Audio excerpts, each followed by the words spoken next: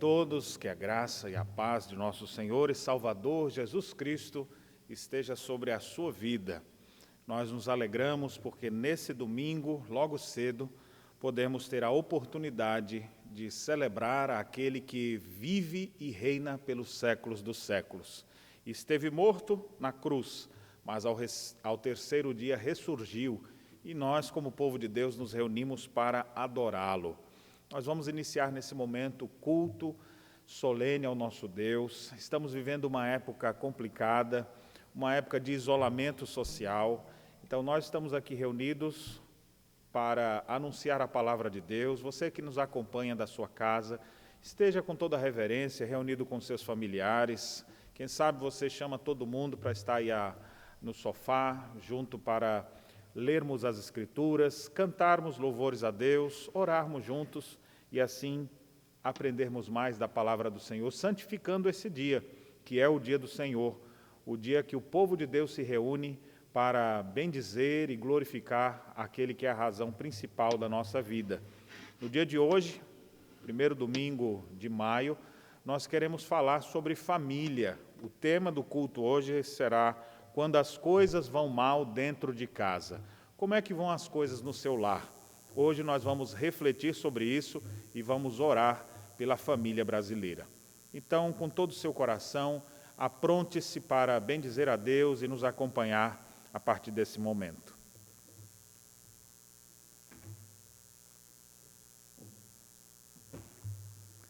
Quando as coisas vão mal dentro de casa, encontramos alegria para a alma somente em Jesus. Faremos a leitura bíblica no Evangelho de João, capítulo número 16, versículos de 20 a 22. João, capítulo 16, versículos 20 a 22. Em verdade, eu vos digo, que chorareis e vos lamentareis, e o mundo se alegrará. Vós ficareis tristes, mas a vossa tristeza se converterá em alegria. A mulher, quando está para dar à luz, tem tristeza, porque a sua hora é chegada, mas depois de nascido o menino, já não se lembra da aflição, pelo prazer que tem de ter nascido ao mundo um homem.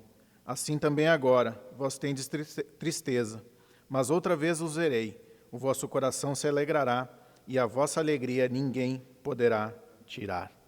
Quero convidá-lo neste momento, mesmo aí em sua casa, para cantar conosco o hino de número 108 do nosso Inário Novo Cântico, Aflição e Paz.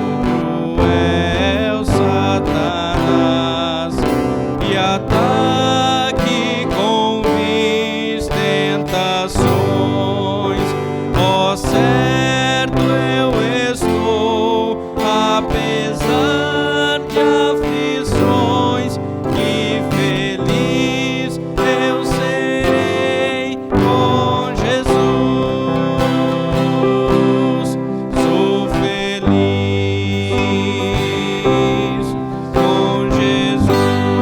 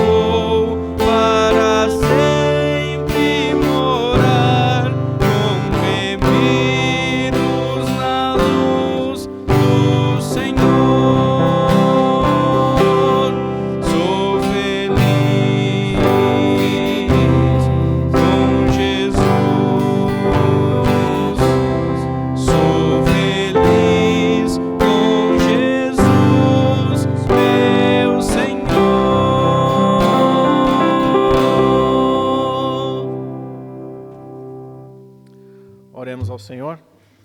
Bondoso Deus, nós queremos bendizer-te nesta manhã, Senhor.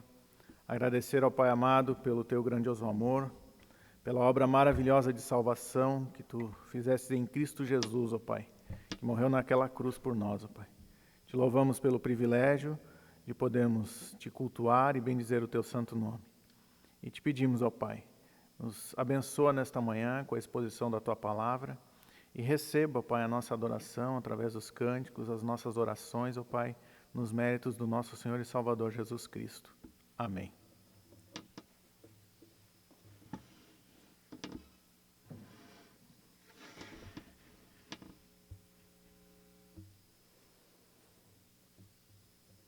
Quando as coisas vão mal dentro de casa, nós oramos suplicando a intervenção divina na família.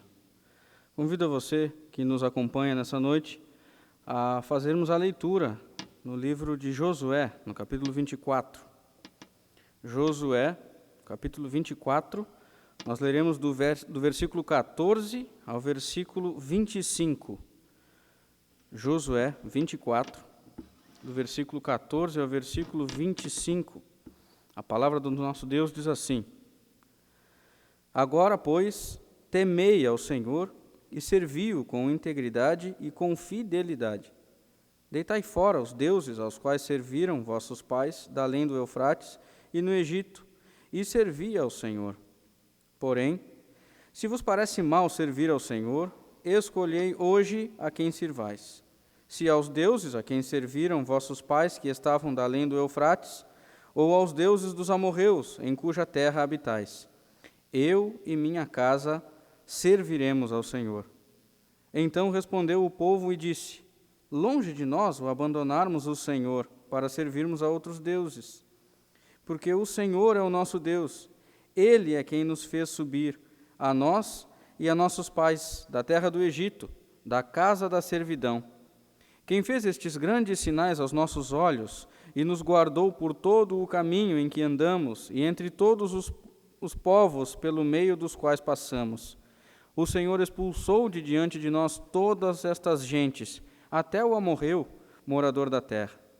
Portanto, nós também serviremos ao Senhor, pois Ele é o nosso Deus. Então Josué disse ao povo: Não podereis servir ao Senhor, porquanto é Deus santo, Deus zeloso, que não perdoará a vossa transgressão, nem os vossos pecados. Se deixardes o Senhor e servirdes a deuses estranhos, então se voltará e vos fará mal, e vos consumirá depois de vos ter feito bem. Então disse o povo a Josué: Não antes serviremos ao Senhor. Não, antes serviremos ao Senhor. Josué disse ao povo: Sois testemunhas contra vós mesmos de que escolhestes o Senhor para o servir. E disseram: Nós o somos.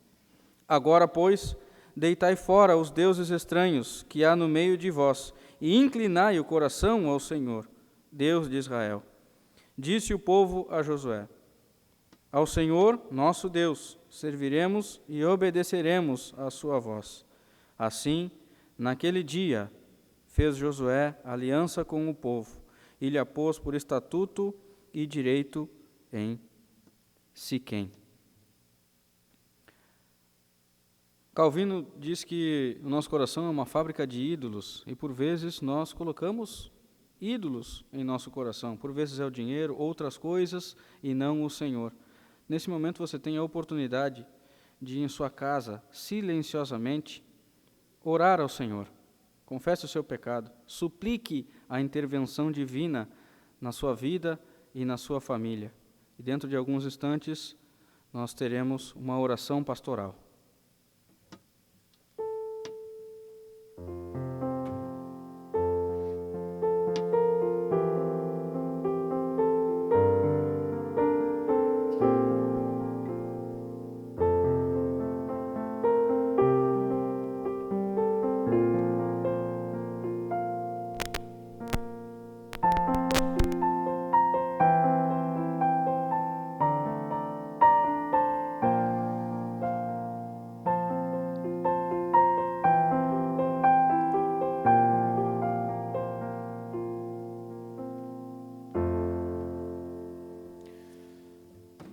Amado Deus, eterno Pai, nesse momento nós queremos interceder, suplicar o Teu favor sobre as nossas famílias.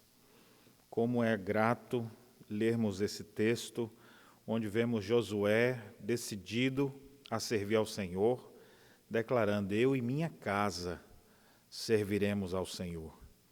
Ó Deus, o Senhor sabe que essa não é a realidade de muitos lares. O Senhor sabe que até mesmo naquelas casas onde todo mundo diz que serve a Deus, nem sempre serve. E muitas famílias brasileiras hoje vivem ainda debaixo do jugo do pecado, distantes, ó Deus, da verdade, distantes de um verdadeiro conhecimento de Jesus Cristo, capaz de libertá-las das suas mazelas, de seus pecados, para serem uma família exemplar. Tem misericórdia, ó Deus. Nós suplicamos a Tua intervenção divina sobre a família, bombardeada de todos os lados, sofrendo por causa de abusos, crianças que são espancadas, abusadas sexualmente, crianças que não têm a bênção de ter pais para lhes ensinar. Também, ó Deus, vemos tristemente a agonia de muitos pais que, desempregados, não têm como sustentar suas famílias, esposas angustiadas dentro de casa porque não se sentem amadas. São tantos problemas dentro do lar, pais que gostariam de ver seus filhos sendo bem-sucedidos, mas muitas vezes tendo que enfrentar a morte de seus filhos, filhos que muitas vezes não veem compreensão por parte de seus pais. São tantos cenários tristes que muitas vezes enfrentamos e nós suplicamos, ó Deus, que o Senhor venha transformar a vida das famílias. Sabemos que Tu podes resgatar o nosso lar e por isso pedimos a Tua bênção sobre o lar de cada pessoa que nos acompanha nesse momento.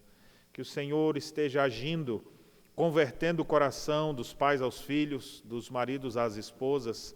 Que o Senhor venha trazer perdão, reconciliação, paz, e essa paz verdadeira só temos em Jesus. Oramos por aqueles familiares que se encontram enfermos, para que o Senhor estenda o Teu favor e queiras restabelecê-los. De maneira especial, nessa época de pandemia, de coronavírus, que tem afligido muitas pessoas que estão dentro de casa, mas que não têm esperança. Estão dentro de casa, mas não estão aproveitando a bênção do lar, pois vivem em momentos de crise.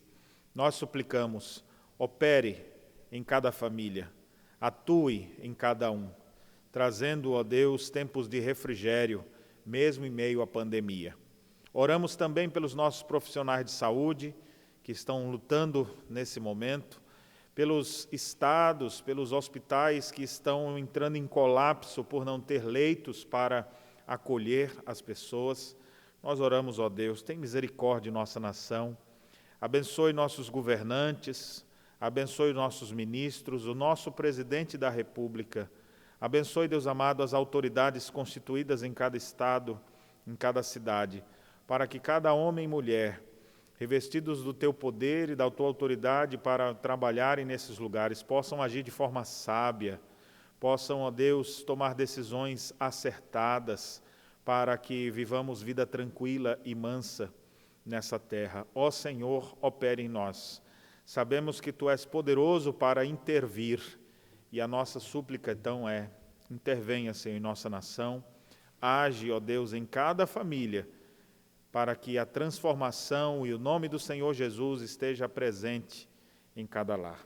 É a nossa oração que gratos fazemos, em nome de Jesus. Amém.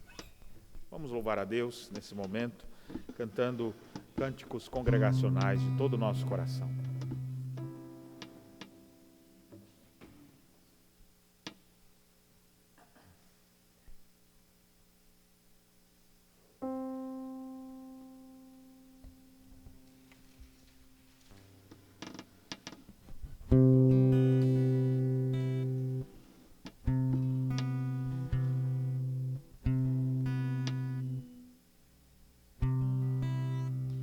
Vamos cantar conforme nós lemos: eu e minha casa serviremos a Deus.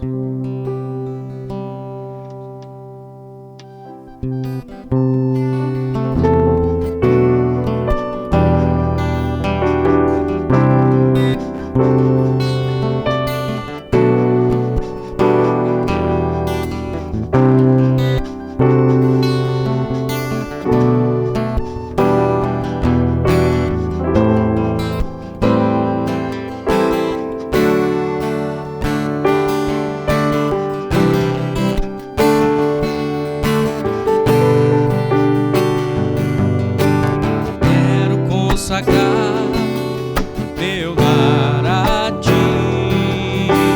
o nosso futuro para te servir. Toda a minha força e entendimento quero dedicar o meu lar a ti.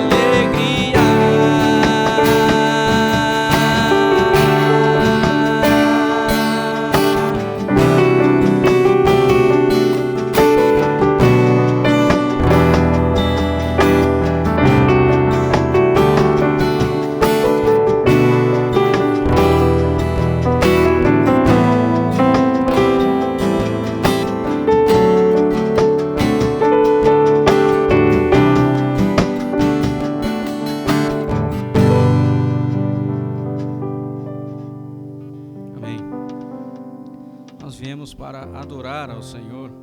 Por isso nós cantaremos um cântico que diz isso: vim para adorar-te, vim para prostrar-me, vim para dizer que és o meu Deus.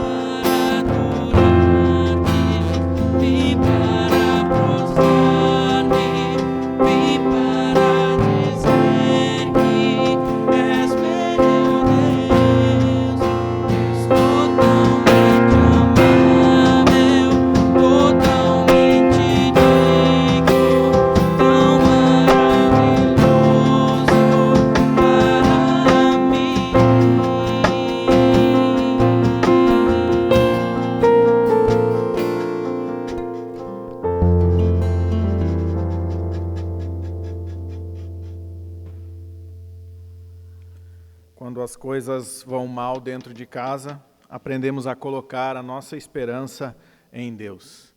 Antes de ouvirmos a palavra do Senhor, nós queremos orar pelas crianças. E antes ainda de orarmos pelas crianças, eu queria falar sobre um texto das Escrituras para as crianças. No Evangelho de Marcos, no capítulo 10, as pessoas traziam as crianças até Jesus e os discípulos de Jesus, tentando de alguma forma ajudá-lo, afastavam as crianças de Jesus. Então lá no versículo 14, Jesus responde assim: Jesus, porém, vendo isto, indignou-se e disse-lhes: Deixai vir a mim os pequeninos, não os embaraceis, porque dos tais é o reino de Deus. Neste momento eu gostaria de orar por nossas crianças. Assim como o nosso mestre, o Senhor Jesus, se importava com as crianças, nós também nos importamos com nossas crianças e queremos orar neste momento por elas. Feche seus olhos e vamos orar ao Senhor. Bondoso Deus, nós queremos colocar diante de Ti agora, ó Pai, a vida de nossas crianças, ó Pai. Que, Senhor, Tu estejas cuidando, ó Pai, da vida de cada uma delas, abençoando, Senhor, dando a elas, ó Pai, o alimento que necessitam, tanto fisicamente quanto espiritualmente, através da vida de seus pais, ó Pai. Abençoa o lar das nossas crianças, ó Pai. Abençoa, ó Pai, a vida delas, sê com elas, ó Pai, em nome de Cristo Jesus. Amém. Vamos agora à palavra do Senhor.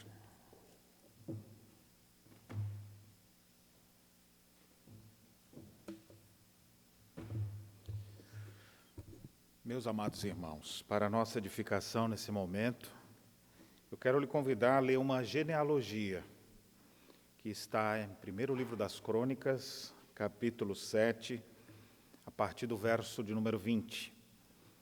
O livro das Crônicas é um livro que traz várias genealogias, e geralmente nas genealogias é tanto nome que aparece que a gente fica, para que tanto nome, né? O que eu vou ler aqui, o que eu vou tirar de lição? Então hoje eu quero tirar lições das genealogias, especialmente a genealogia de Efraim. O livro de Crônicas, ele tem como objetivo maior mostrar como o serviço de culto foi restabelecido depois que o povo regressou do cativeiro da Babilônia. E aí nós temos várias genealogias, dando destaque especialmente à geração de Levi, porque deles virão todos os sacerdotes para o serviço do templo, e também a tribo de Judá, de onde virá o Messias, tão esperado em todo o Antigo Testamento. Mas nós temos outras genealogias também, embora essas duas sejam as mais detalhadas. É interessante que essa genealogia que nós vamos ler agora, de 1 Crônicas capítulo 7, ela foge um pouco ao padrão, porque ela não apenas narra os descendentes, mas ela cita alguma coisa que aconteceu com eles, especialmente dos descendentes de José, depois que todo o Egito havia sido destruído, depois daquela grande seca. Nós temos José como um homem muito importante naquele lugar, ele teve seus filhos, suas gerações. Então nós estamos aqui nas gerações exatamente de José, quando faz referência a Efraim, um de seus filhos, um de seus dois filhos, Manassés e Efraim, que Jacó tomou-os como seus filhos e lhes deu a sua bênção antes de sua morte. Então acompanhe, por favor, se você está com sua Bíblia, acompanhe comigo, se não, preste atenção ao que diz a Escritura Sagrada. Primeiro livro das Crônicas, capítulo 7, a partir do verso 20, diz assim: Era filho de Efraim Sutela, de quem foi filho Berede, de quem foi filho Taate, de quem foi filho Eleada, de quem foi filho Taate, de quem foi filho Zabade, de quem foi filho Sutela. E ainda Ézer e Eleade, mortos pelos homens de Gate, naturais da terra, pois eles desceram para roubar o gado destes. Pelo que por muitos dias o chorou Efraim seu pai, cujos irmãos vieram para o consolar. Depois, coabitou com sua mulher, e ela concebeu e teve um filho, a quem ele chamou Berias, porque as coisas iam mal na sua casa. Sua filha foi Será, que edificou a Bet-Horon, a de baixo e a de cima, como também a Uzen-Será. O filho de Berias foi Refá, de quem foi filho Resef, de quem foi filho Telá, de quem foi filho Taã, de quem foi filho Ladã, de quem foi filho Amiúde, de quem foi filho Elisama, de quem foi filho Num, de quem foi filho Josué. A possessão e habitação deles foram Belém e suas aldeias, ao oriente de Naarã, e ao ocidente, Gezer e suas aldeias, Siquém e suas aldeias, até Aiá e as suas aldeias. Do lado dos filhos de Manassés, Bet-Seã e suas aldeias, Taanaque e suas aldeias, Meguido e suas aldeias, Dor e suas aldeias. Nestas habitaram os filhos de José, filho de Israel. Amém. Eu quero destacar essa expressão que está bem destacada mesmo nesse texto. Você pode perceber, no meio de vários nomes, de vários lugares, descendências, tem uma referência lá, as coisas e o mal na sua casa. No meio da descendência de Efraim, as coisas vão mal na sua casa. E eu quero pegar essa expressão antes de prosseguir e perguntar para você, como é que vão as coisas na sua casa? As coisas vão bem em seu lar? Ou você vai dizer, pastor, está parecido mais com a família de Efraim. As coisas não vão bem em minha casa, as coisas vão mal em minha casa. Literalmente, o texto pode ser traduzido como assim, porque em desgraça, em coisa má, tornou-se a casa de Efraim. A casa de Efraim caiu em desgraça. Essa é a ideia. Só que esse foi o nome que foi dado ao filho de Efraim. A situação estava tão difícil, estava tão complicada, a crise instalada foi tão pesada, que quando ele teve um filho, que nome que nós vamos botar nesse filho? Desgraça, ruína, destruição. Imagine que miséria, né? Como é que é o nome desse menino? Berias. Berias, que significa, porque em coisa má, em desgraça, se tornou a casa de Efraim. Que situação complicada. Como era costume dos judeus, eles colocavam o nome dos seus filhos de acordo com o momento que eles estavam vivendo. Então nós temos Berias agora. A realidade daquela família é, as coisas vão mal, as coisas estão numa situação complicada. Desgraça veio sobre o nosso lar. Eu não desejo isso para ninguém, mas é bem possível que você diga, pastor, é assim que eu estou vivendo nesse exato momento. A minha família está em desgraça. Por quê? Por causa do desemprego. Minha família está em desgraça. Por quê? Porque estão pensando em separação. A mulher já saiu de casa, o marido já está vivendo com outra. Como é que estão as coisas em seu lar? Talvez você diga, olha, lá em casa nós caímos em desgraça, porque morreu uma pessoa agora um familiar nosso morreu agora infectado por causa da Covid-19. Outro morreu porque foi assassinado. Morreu alguém, ou seja, de fato é um cenário triste. Como pastor, como capelão, muitas vezes tenho que fazer ofícios fúnebres e estar ali, naquele momento, vendo toda a família enlutada, sofrendo, desespero, tomando conta de suas vidas. Que cenário triste! Como é que está a sua casa? Talvez você diga, pastor, não está tão ruim assim. Graças a Deus ninguém morreu, mas está difícil. Não há diálogo, não há comunhão, não há amizade. Como é que estão as coisas na sua casa? Talvez você diga, olha, pastor, nosso problema hoje, a gente até conversa, mas nós estamos brigando muito, porque está faltando as coisas em casa, um já foi desempregado, a família é grande, e como é que nós vamos manter essa família nessa época? Então, eu não sei como é que você está vivendo, mas eu sei que muitas famílias estão vivendo como essa família de Efraim, e podendo dizer, olha, as coisas vão mal na minha casa. Se essa é a sua realidade, o que nós podemos aprender? O que a gente pode fazer? A gente vai só chorar junto? Você está em desgraça, o outro está em desgraça, junta todo mundo e chora? Ou nós vamos encontrar alguma resposta, alguma direção, alguma orientação? Você não está assistindo isso aqui agora à toa, você não está nos acompanhando aleatoriamente. Deus quis que você ouvisse isso. Quando as coisas vão mal dentro de casa, existem coisas que Deus quer fazer, que Deus pode fazer. E você precisa atentar para essas verdades que estão sendo anunciadas nesse texto aqui agora. A primeira coisa que eu queria lembrar para vocês, que quando as coisas vão mal dentro de casa, é porque tem pecado, tem coisa errada acontecendo. As coisas não ficam mal de uma hora para outra. Tudo que desmorona, desmorona por consequência do pecado. Há alguma coisa errada. E não adianta a gente viver só de saudosismo, de momentos felizes que já tivemos. Tem coisa errada no meio, e essas coisas erradas é que vão trazendo mais e mais ruína. Você vê que no caso aqui, especificamente, por que é que a casa de Efraim caiu em desgraça? O texto diz porque houve morte na família. A morte de 2 filhos. Nós temos aqui a primeira referência, a Sutela, mas também, e aí fala de sua descendência, porque ele continuou, mas fala de outros 2 filhos que Efraim teve, mas esses não prosseguiram, porque foram mortos. Quem eram eles? Ézer e Eleada. O que aconteceu com esses 2 filhos de Efraim? O texto diz que eles foram mortos pelos homens de Gate, aquela região que depois você vai ter o grande desenvolvimento da nação dos filisteus. Então é naquela região que os homens mataram, os homens naturais de Gate, feriram, mataram Ézer e Eleade. Só essa notícia já é desesperadora.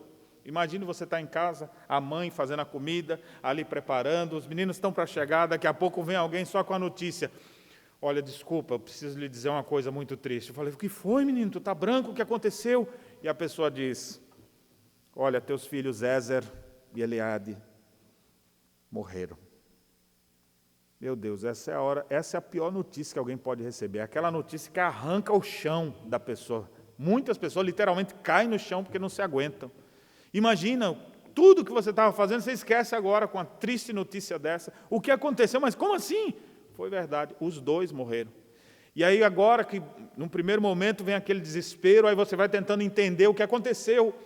E aí as pessoas ficam sem querer te contar direito o que aconteceu, para você não sofrer mais. Que situação complicada. Só que não apenas era uma tragédia de ter morrido entes queridos, porque só isso aqui já é um que morresse, já ia ser sofrimento.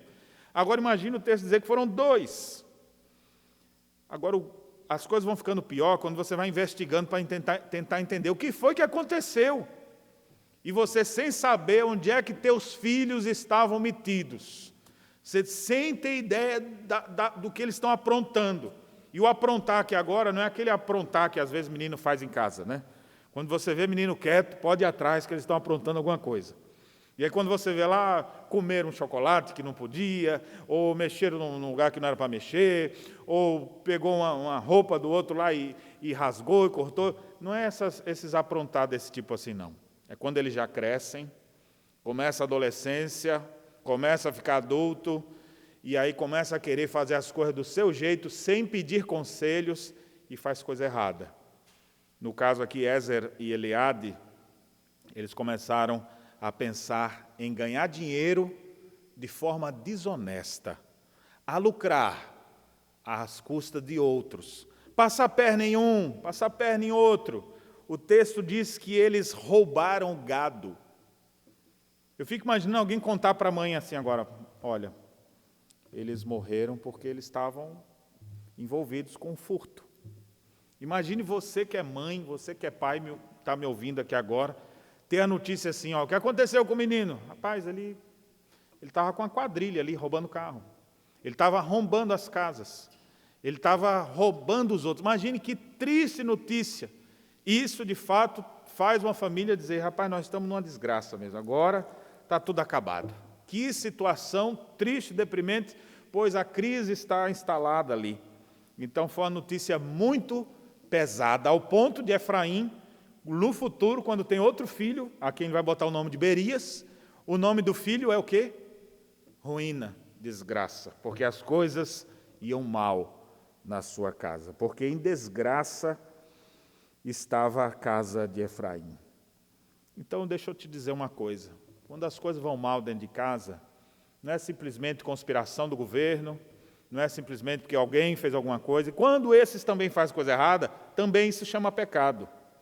Ou pecado de fora para dentro, ou pecado de dentro para fora. O que destrói a vida das famílias, o que destrói a vida do homem é o pecado. Você tem que ter consciência disso.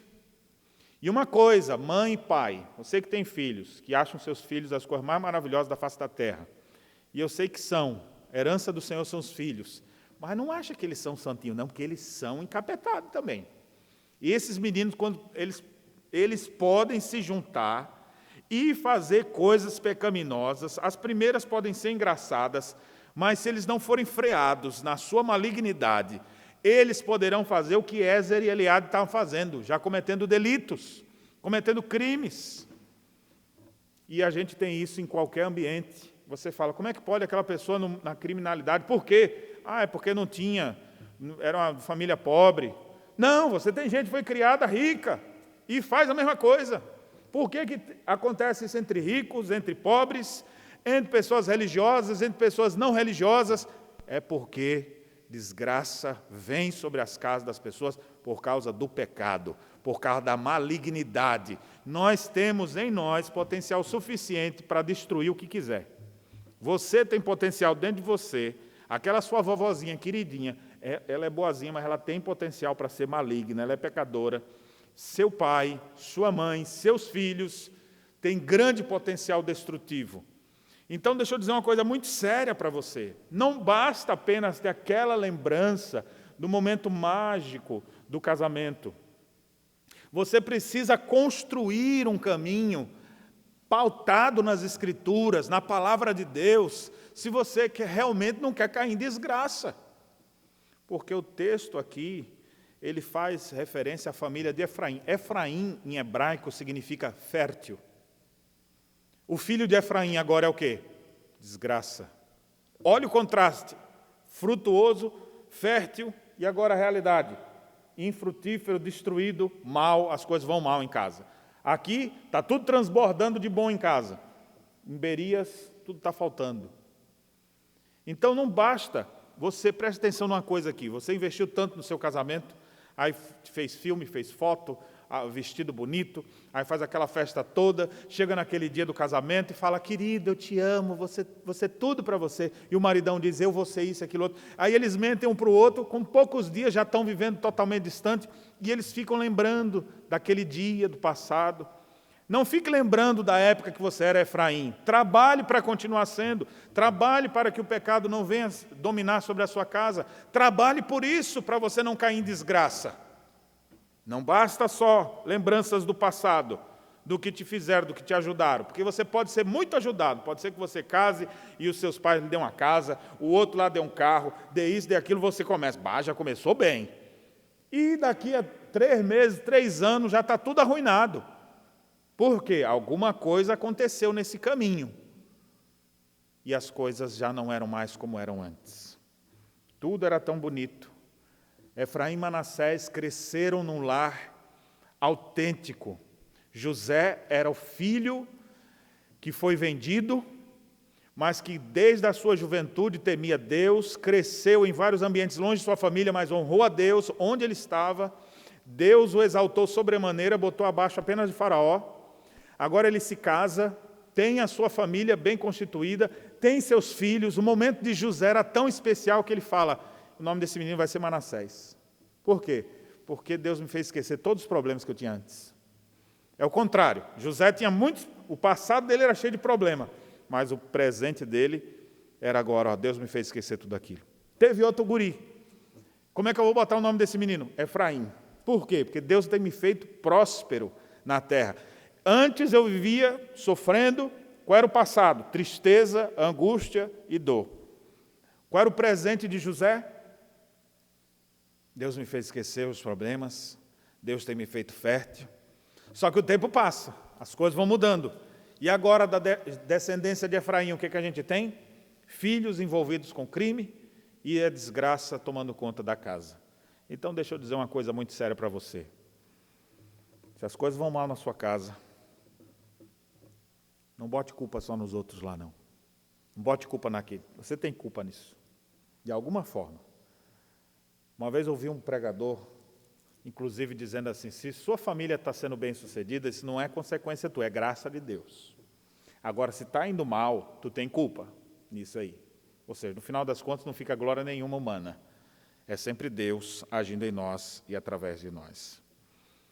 Procure investigar na sua vida. Faz uma sondagem do seu coração. O que está fazendo de errado? E não basta ficar chorando o leite derramado. Já aconteceu? Então agora é confessar os erros e tomar uma postura para viver uma vida diferente. Nesse sentido, eu gostaria de citar outras aplicações, outras lições que a gente pode ter ainda desse texto. Mesmo em meio à desgraça, a gente pode agradecer a Deus, porque mesmo nos momentos mais difíceis, Deus ainda nos dá consolo e auxílio. Primeiramente, o texto nos mostra que quando as coisas vão mal dentro de casa, tem coisa errada que a gente fez por aí, há pecado no meio do povo. E não basta a gente viver só de lembranças do passado. Precisamos hoje consertar isso aí, abandonar o pecado para vivermos almejando um futuro diferente. Mas nem tudo está perdido.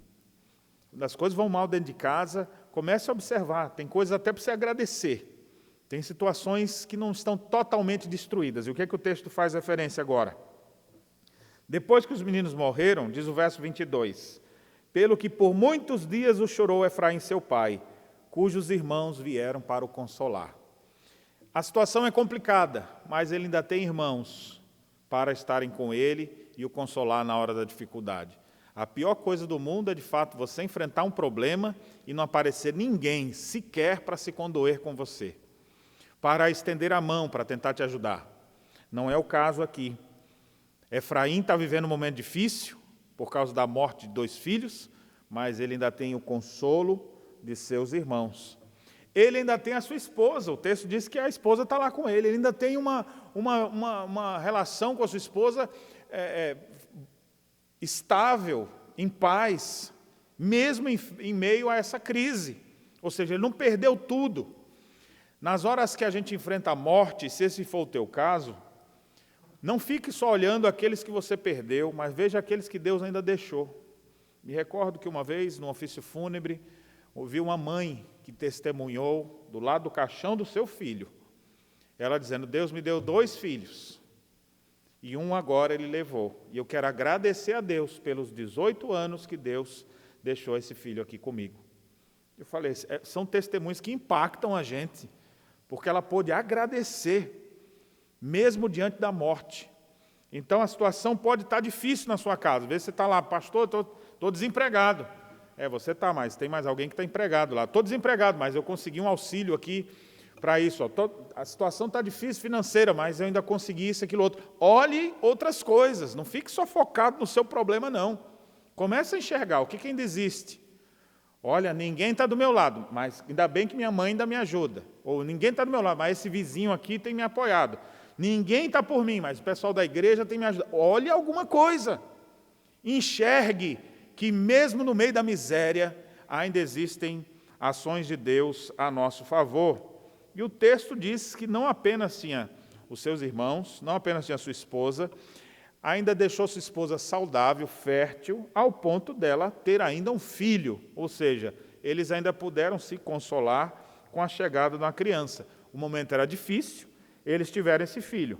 Depois de Berias, teve mais outro. Sua filha foi Será. E esses aqui começam a perceber. O momento, aquela história dos 2 filhos não volta mais. Foi triste, foi uma desgraça. E o que a gente faz agora? Bem, olha outras coisas. Tem outros personagens, tem outras histórias. Por isso eu queria dizer um conselho para você que é mãe, você que é pai, que está começando agora, que está pensando em ter um filho só. Eu diria que era melhor você pensar em mais. Ter 2, 3, 4, né? Aqueles que puderem ter. Quanto mais, melhor. A Bíblia diz, sede fecundos, multiplicai-vos. Claro, faça isso com consciência. Mas tenha mais filhos. Porque aqueles que têm um só, se acontecer alguma coisa, esse menino morrer, essa pessoa vai viver de solidão, de tristeza, o resto da vida agora. Então tenha 1, tenha 2, tenha 3. Se não morrer nenhum, você vai ter grandes alegrias com eles. Vão dar trabalho dobrado ou triplicado, mas também vão te trazer alegrias Então, procure fazer isso, porque isso é princípio bíblico também. Mas eu queria que você pudesse agradecer, mesmo em meio à miséria, agradeça. As coisas vão mal em sua casa, podiam estar pior. As coisas vão mal em sua casa, mas olhe, tem gente que está numa situação muito mais complicada que a sua, e mesmo assim está agradecido. E por último, eu gostaria que você pudesse olhar para esse texto e observar o resto dos nomes. Os primeiros nomes dessa descendência estão no início do texto, depois vai falar da descendência de Efraim, que continua. Diz assim, depois de Efraim, de Berias, verso 23. Berias foi chamado filho porque as coisas iam mal de sua casa. Sua filha foi Será, que edificou Bet-Oron, a de cima e a de baixo. Olha, as gerações ainda tem gente que edifica, uma filha muito inteligente, muito desenvolvida, que pôde desenvolver outros lugares. O filho de Berias foi Refá. De quem foi filho Resef? De quem foi filho Telá? De quem foi filho Taã? De quem foi filho Ladã? De quem foi filho Amiúde? De quem foi filho Elisama? De quem foi filho Num? Quem sabe esses nomes anteriores aqui você nunca identificou, mas Num, eu já vi esse nome em algum lugar. Quem foi Num? E aí diz, de quem foi filho Josué? Olha que coisa interessante, dessa família que estava vivendo em desgraça, agora vai surgir da sua descendência alguém que vai ser chamado Josué, um filho de Num. Josué, que significa ao Senhor pertence a salvação. Esse homem, Josué, será o escolhido por Deus para guiar o povo do deserto. Depois dos 40 anos que esteve rodando com Moisés, aquele povo vai ser conduzido para a terra prometida, vai ser esse Josué que vai enfrentar os inimigos de Canaã, que vai estabelecer o povo lá, um homem destemido, um homem crente, um homem de família estruturada.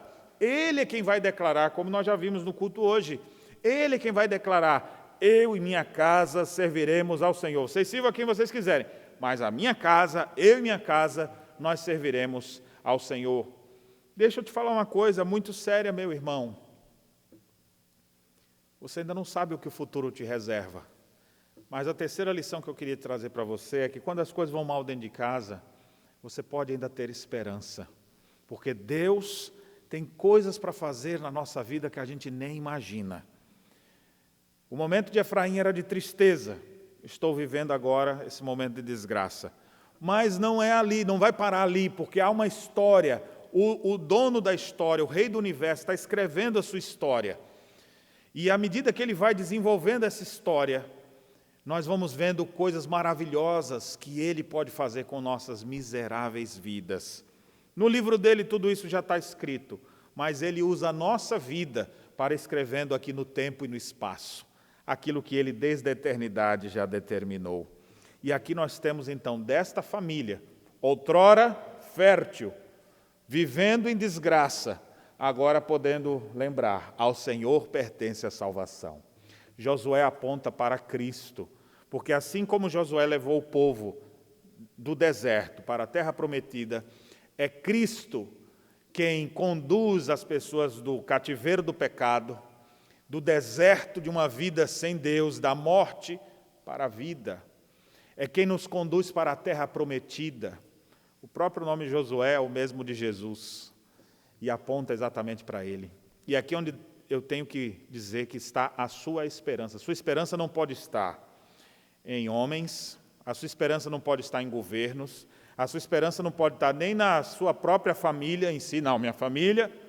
A sua esperança tem que estar naquele que é sempre estável, aquele que está reinando pelos séculos dos séculos. A nossa esperança tem que estar naquele cujo nome significa ao Senhor pertence a salvação. Nossa esperança precisa estar em Jesus Cristo. Há esperança para a tua casa. Se na tua família você tem vivido tempos de desgraça, de ruína, momentos de crise, há esperança para você. E o que fazer então? Você precisa se arrepender, você precisa se humilhar, invocar ao Senhor, entregar sua vida nas mãos dele, dizendo, Deus, mude a minha vida, mude a minha casa. E esse padrão destrutivo que foi sendo desenvolvido ao longo dos tempos em seu lar, poderá ter um basta, e você poderá viver uma vida totalmente diferente, onde Cristo é Senhor e Rei, dominando sobre todas as coisas, governando a vida do pai, da mãe, dos filhos, trazendo harmonia para o lar, para que você não diga mais que as coisas vão mal na sua casa, mas você dizer, olha, apesar das crises, as coisas vão bem dentro do meu lar, porque Cristo é presente. Eu e minha casa servimos ao Senhor. Que essa possa ser a realidade do seu coração também. Meus irmãos, eu quero orar nesse momento. Orar e suplicar a bênção de Deus, a graça de Deus sobre as nossas vidas, pois nada podemos sem Ele. E eu sei que muitas pessoas que estão nos acompanhando agora têm vivido momentos de crise, de dificuldade, de real desgraça em seus lares. Uma ruína terrível. Tem sido como Berias, as coisas vão mal na minha casa. Cristo pode mudar todo esse cenário. Ele mudou a história de muitas famílias e pode mudar a tua família também. Portanto, arrependa-se, creia nele. Vamos orar nesse momento? Vamos suplicar o favor de Deus, mesmo onde você está. Ore conosco nesse instante. Estamos já finalizando o nosso culto dessa manhã, mas eu quero orar por sua vida e pedir a Deus que o abençoe e proteja. Amado Deus, querido Pai, graças te damos e louvamos o teu glorioso nome, porque o Senhor não deixou a nossa vida na desgraça, na miséria, mas o Senhor nos resgatou das trevas para a sua maravilhosa luz. Todos nós, ó Deus, podemos passar por momentos de crise, nossas famílias podem, sim, passar por momentos complicados, podemos perder família, bens, prazeres, mas jamais perderemos ao Senhor. E é por isso que nós nos voltamos a Ti nessa hora, pedindo ao Senhor que renove nossas vidas, perdoe nossos pecados e nos purifique completamente das nossas iniquidades.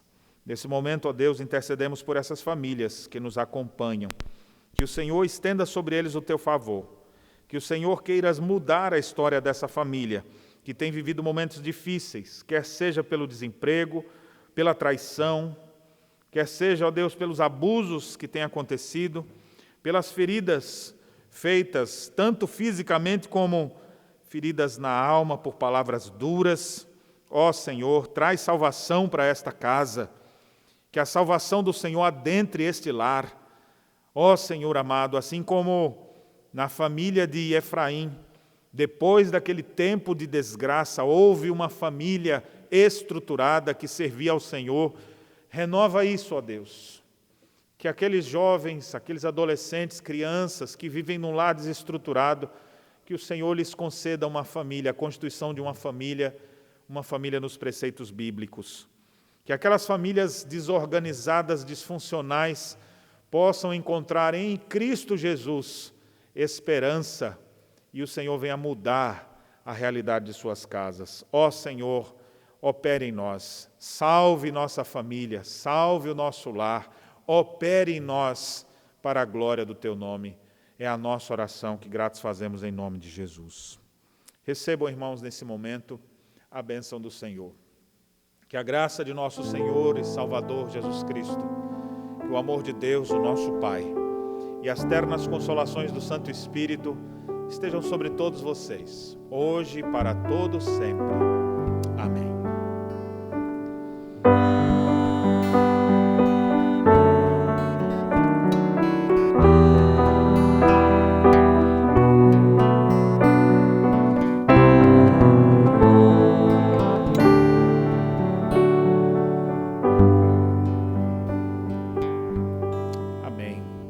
Antes de finalizarmos essa transmissão ao vivo, eu gostaria de falar da nossa alegria de tê-lo conosco, ainda que virtualmente.